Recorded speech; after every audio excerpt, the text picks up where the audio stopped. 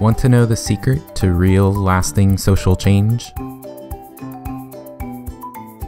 I've been studying this stuff for over 10 years. And I can tell you that while the details are challenging and complicated, the gist of it is really simple. Successful movements do one thing, and one thing only. They get a critical mass of people to act differently. Not think differently, not feel differently, not believe differently. It's all about getting enough people to do the right thing in the right time and place. Changing hearts and minds is all well and good, but when you think about it, it's kind of a roundabout way of creating change. The real goal is getting people to act differently. But instead of going straight for that goal, we spend all our time and energy instead fighting these huge battles over our beliefs, in hopes that that'll lead to action.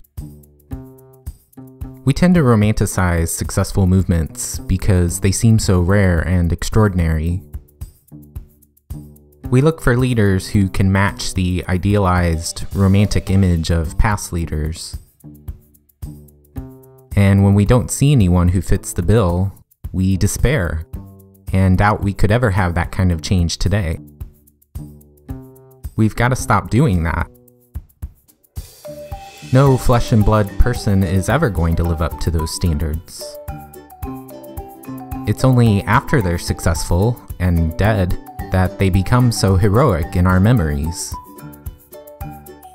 And no matter how remarkable those people really were, in the end, all they were doing was something very simple. The only thing a successful movement ever does. Getting people to act differently. There's no magic formula. We're capable of this kind of change too. There are so many people today fed up with how things are going. The desire for change is there in huge numbers. What we're missing is the coordinated action. A movement that gets sucked into this 50-50 Republican versus Democrat system isn't going to do the job. Because once it gets co-opted by one of the two parties, it's just a matter of time before half the country loves it and half the country hates it, and then we're back to the same old stalemate. The next movement is going to have to come from the people. It's going to have to exist outside the two-party system. That's the only way we're going to get consensus. That's the only way we'll ever get 60-70% or more behind it. I think it can be done. I really do. Even though I've spent the past 10 years studying how big and complicated our problems are. But you can't do nothing. And you can't do something with only a few thousand, or even just a few million other like-minded people. We've got to do it together. If the lesson you've learned from past movements is that you should stubbornly fight for your beliefs against the rest of the world, you've learned the wrong lesson.